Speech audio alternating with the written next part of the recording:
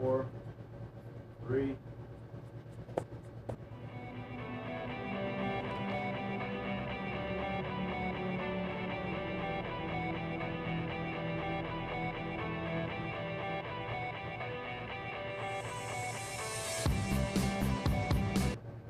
Hi everyone, welcome to Got Therapy. I'm Michael Baltimore here with Dr. Dan Rose, who is from the Counseling Center here at Columbus State University. You're watching Columbus State Television, and each week we come in and we talk about mental health and psychology and students and faculty, colleges and universities. Leprechauns. And leprechauns, according to Dan. So some topics we kind of go down. I'm Irish, you know.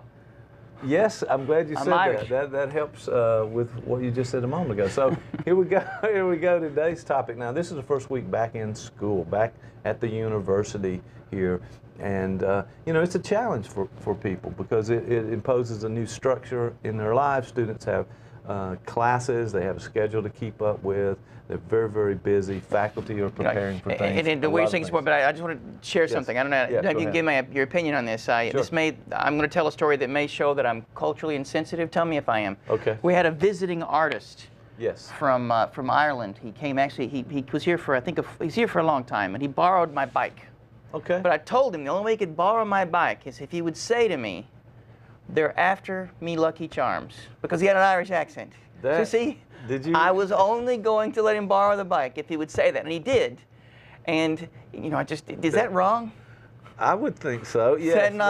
But did he go along with it? He did. He said reluctantly. He said he felt used afterwards. I think he was a little ashamed, but I'm hoping he got the joke in that, and he had a good sense of humor. And I think, you know, we talked about good sense of humor before, but we all need it for good mental health. Sense of humor, mental health. And if you're a leprechaun, it probably comes in handy. Yeah, see, there you go. Well, I'm glad you're meeting people. We do have a number of professors from various countries here at Columbus State. We have a vigorous international studies program. So people don't realize there's 42% of our faculty from Latvia.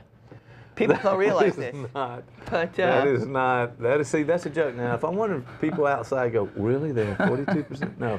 42% are from Latvia, and isn't Latvia? That's where Dr. Doom is, doesn't he? He's the leader of the Latvian nation. Isn't that Dr. Doom? I think we're going down a path here. I don't know where this is going to finally get to. I'm just saying. I think that Latvia is Dr. Doom. So, all right, we just lost about 120 viewers right there. They just flipped the channel, but we're gonna talk about what it takes to be successful at the university. I mean, you know, if you're a freshman coming out of high school, this may seem like some version of high school that you're coming in. They have that mentality, and so what is it that students coming in really need to know about the university and the structure and functioning of what it's like to be a university student? Because I was at the gym this morning. We got to help those folks. Got to get ready for this so that they'll be successful. And I was listening. When I'm at the gym, I don't know if you can tell by looking at me, I work out a great deal. You know? Yes. I always say, if the Lord gives you a Ferrari, you got to drive it. Okay, that's a great analogy. However, I was thinking you were just spending much more time on your beard than you were in the center. You'll notice I've let the beard grow out a little. I'm just seeing what'll happen if I get a little. Yeah, you know, more manly if it grows out more. There's a thing about how long you're going to let that beard grow, and you could either become a hipster, or I guess you could decide. I want to get it long enough where I can hide kitchen utensils. I want like I want to be able to pull a spatula out. See how quickly we've gotten off the subject here. Now, people watching would say, "Hey, those guys have got attention deficit disorder. Maybe they need to talk about that." But, I got some deficits, that's for sure. We got plenty of deficits. I'm at the gym and I'm listening while I'm working. I'm listening to some discussion of the neuroanatomy of the adolescent brain. And people don't realize this, but adolescence begins in 14, teenage years.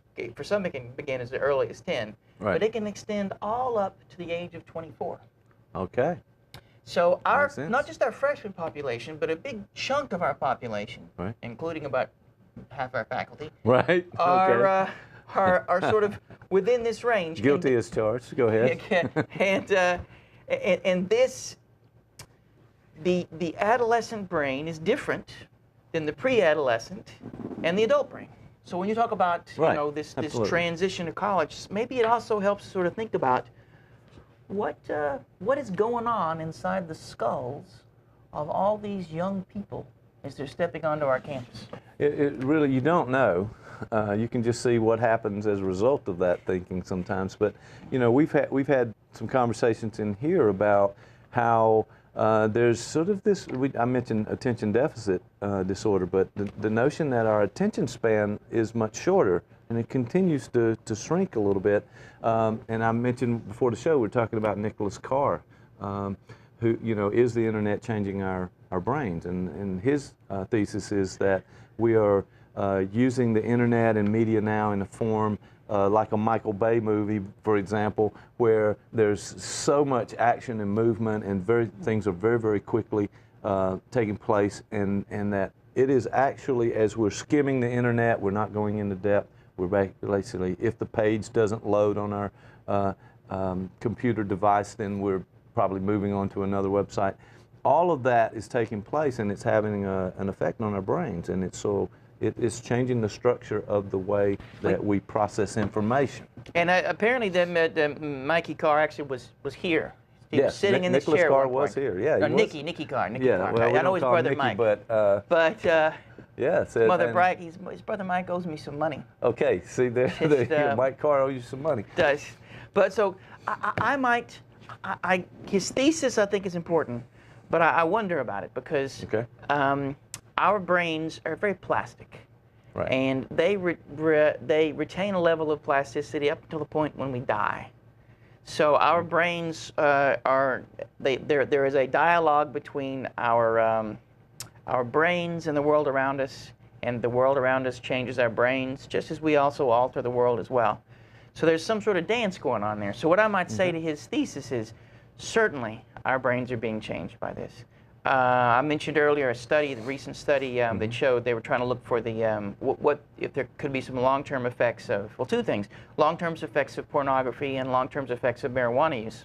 And in both these instances, they found that the brains were being altered by these activities. And in the pornography use, what often happens with people who are using pornography a lot, they often use it as a way to they're trying to get a not just a sexual experience, but they're trying to get sort of a bang in their brain. It's a way of latching on to any sort of stimuli that gives you lots of boom boom up here. And what that does is it can keep you from being able to focus and attend and to sort of modulate. In some ways, the use of something like pornography prodigiously can generate what might look like attention deficit, and that lots of addictive things do that. In a way, it's sort of the muscles you would normally use to be able to focus and meet your needs are not being used because you have the instant gratification and the instant boom of this tailored stimuli that, and particularly with something like pornography. The real world is not like pornography. This is basically something that has been designed to give you a big boom up here.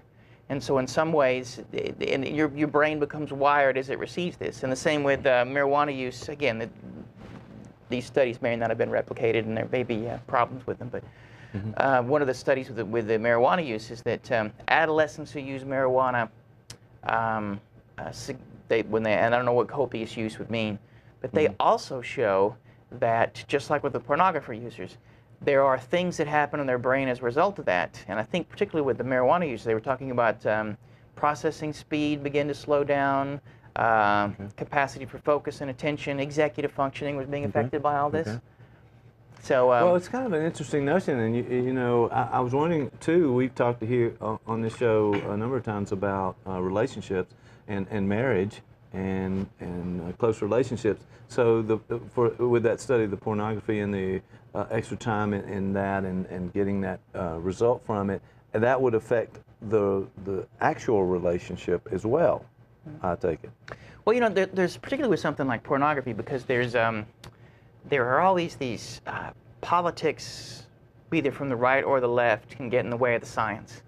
and you generate a certain amount of data, but then you have to interpret that data. Right. So there seems to be, particularly with pornography studies, that people who indulge in pornography have a greater correlative risk, or there's a correlation between pornography use and extramarital affairs. Okay. And in some ways it makes sense, because you may be priming someone to be able to engage in certain activities. I mean, if you show someone a picture of you know, a pickle, they're going to start craving pickles.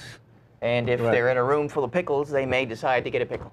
But the other problem is the correlation could also be one that people who are using lots and lots of pornography, and typically this is not just casual use of pornography, but people who use this sort of stuff may already have marital problems, and that's part of the reason why they are indulging in this to the degree they are. So there are a lot of factors. Say. Yeah, a lot of factors you have to take into play. And what's a causal factor? What is actually connected? And some of these studies are correlational, and they may not really go after. And maybe for the audience out there, maybe we should talk about that, because when you talk about correlation, it means that when you see this, you also see this. But there could be all sorts of reasons in between to say that there's a direct connection between this and this. May not be necessarily true. For instance, there was a wonderful book where they were sort of disparaging and critiquing correlational data, and they were showing things like, you know, like there's a connection between egg salad sandwich and Nazism, and you know, and that countries that eat a lot of egg salad have more Nazis, and you know. I don't think take any two objects. And I don't know. You know, maybe I don't know. You people out there who like egg salad sandwiches. Maybe you should be ashamed of yourself. All right. See, there you go. See, yeah. Well, that just brings into question the sort of the cause and effect and the final result, and what we take away from those studies when correlation may not, and is, as we know in research, that these are not things you can draw those conclusions from. You just basically give a correlation coefficient of how these things might work in a negative or positive way. But truly, if you're looking at that, you're gonna use a different research method. You might look at control groups and actually be able to compare things with each other. All right, so the egg salad control. There are people that, you know, Nazis who don't like egg salad, and then I don't know what would be the. I would not want to be on that committee. That's all I can say of putting that together. Oh, and that's an interesting thought. So these egg kind salad of Nazis. No, okay. I'm going back to what you said earlier. It's hard sometimes to get this kind of thing structure going on here, but hey, I'm going to try. So this notion of kind of attending to the pornography or the marijuana or the other kind of things that you were just talking about will have an effect on the brain. It has a structural effect on the brain, and then may interfere with this processing you talked about and executive function and so forth. So we have to be careful about that. And we also, when we think about, like, if we dovetail this back to this notion of these students starting school, and not everybody here, we have a lot of non-traditional students who are by no means in the age of 18 and 24. Right. And but the freshmen, the largest percentage of them would fall within that 18 to 24 category. 18 to 24 category. Their brains not only are different, but they certainly have a level of plasticity that may be missing in adults. And there is something about the way in which the rapid myelinization, the linking of the hemispheres, the stuff that's going on in their executive functioning, all these things that are sort of typical of the adolescent brain, they in some ways are sort of, they're in the process for a great rewiring. And people know, when you're born, you actually start to lose brain cells, you know, and that's not because you follow the Grateful Dead around as a child. No, it's actually a good thing, because your brain begins to mold itself to the world it's around. And so part of my critique of Carr would be is that we don't live in the same world that we did in before. And so our brains should not look like 20th century brains. In the 21st century, a 21st century brain should be different. And I can remember, because I remember when the internet really began to pick up speed. But before that, if I needed some knowledge, I literally had to go to the library, look at it. Now, and I've done this. Otto Kernberg is a famous psychoanalyst and one of the guys who sort of helped develop the notion of borderline personality disorder. Mm-hmm. I was reading something written by Kernberg, and I went online. I found out from a listserv in like 5 minutes what his email was, emailed him a question, and then within 30 minutes he'd email me back. Amazing. So, as opposed to the separation between, and again, I was reading a biography of, or it's a book on jazz, and I forget who the writer was. Famous music critic. I think he was head of the New York Times, or he's a big guy. And I'm reading, and there's an excerpt that he makes a mention of. He doesn't finish. So again, I put the book down. He's got his email address listed in the back of the book. Right. I email him, and literally 10 seconds after I emailed it, he told me exactly what I wanted to know. Wow. Wow. And so you have this different world we're living in terms of just the way we process information, but also just the access. And I think that's probably a very positive side of this internet technology world that we're in now, that we can reach out to other people, reach out to the source. And there is a positive, and if you want to use the example of pornography, you know, there was a time when there were a number of obstacles to being able to gratify for certain levels, for certain gratification of certain things. And those have been rapidly eroded. And so there's certainly a way in which we move about in the 21st century in a completely different way than in the 20th. And what might be important is maybe our brains need to change. That this notion of being able to skim and move quickly, maybe that's what's going to be asked of the individual in the 21st and who knows what in the 22nd century. But this may be important. When I talk with my son, the world he swims in is very different with smart boards. He Googles things. He's 7. He Googles things. He's 7 and he's Googling. And he Googles things. And he'll even say, oh, I don't know what that means. Google it. He'll ask me sometimes. He'll be saying, what does this mean? Google that. And so suddenly he has a library at his fingertips. Sure. And I can certainly see where maybe with a lot of folks they don't engage in depth, but you have the capacity. And that was a criticism. You know, maybe that's I don't know. Well, you know, it makes sense when you're gathering information or trying to get the facts about something and trying to figure out if it's one way or another, or you're contacting the original source.